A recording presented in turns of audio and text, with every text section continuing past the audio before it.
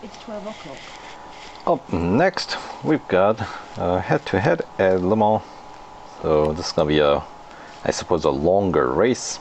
Even though it is just a single lap, we'll find out how long this car takes to run a lap at Le Mans, especially in critical condition here.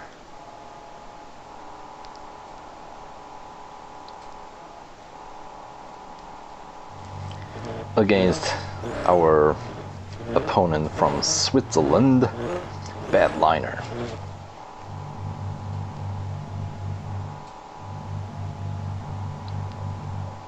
Yeah, at least we can tell the difference as we have different color finish on the car, so we don't look like we're running the exact same looking two cars.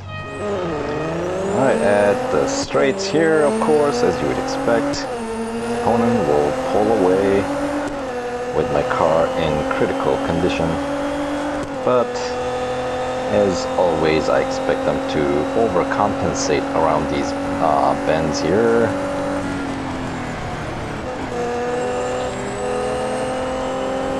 Beautifully handled. There we go, through the Dunlop chicane, and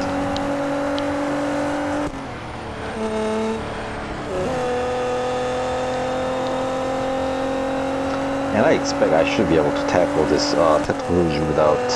Yeah, that is one of the easiest car for handling that turn right there.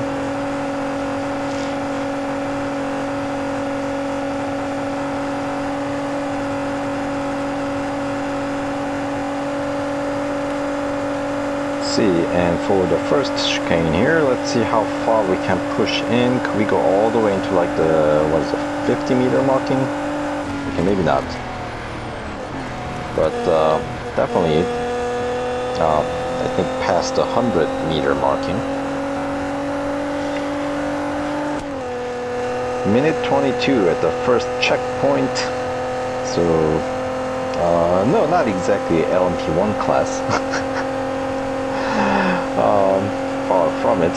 If you think there should be a comparison, obviously I like to have what you're having.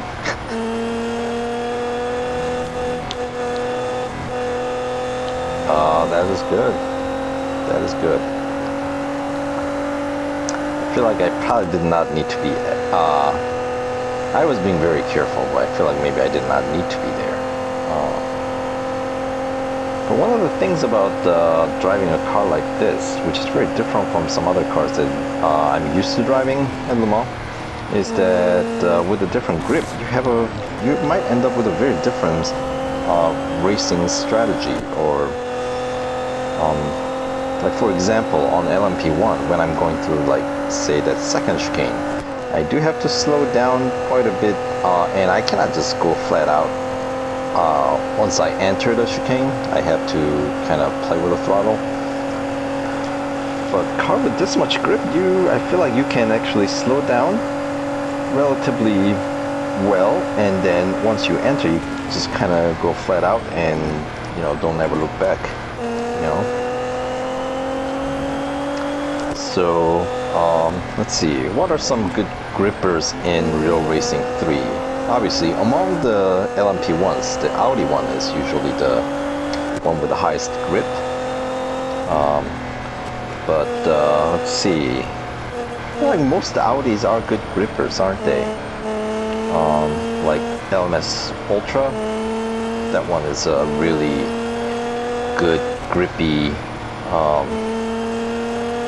car that actually has pretty good speed as well. And let's see, what are some other cars that does have a really good grip? Aside from something like MP4X, we're not gonna count that against count that car in any categories here, because that car will always come ahead. It's just kind of absurd. It's fun, but rather, let's just say, unrealistic. I mean, come on. You know, that's why it's a concept, which is fine. You know, if we don't get to race those cars in video games, where would we, right? So good fun, and maybe that's what they should have more of in the Real Racing 3. I know it goes against the whole real racing part of the Real Racing 3, but I mean, you know, they're not complete fantasy cars, are they? They're somebody's ideas. Or maybe that makes them a complete fantasy cars, I don't know.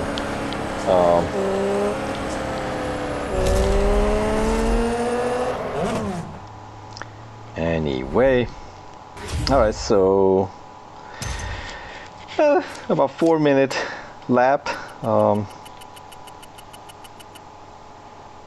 It's alright, not too bad. 1900 fame points, so that's a-okay.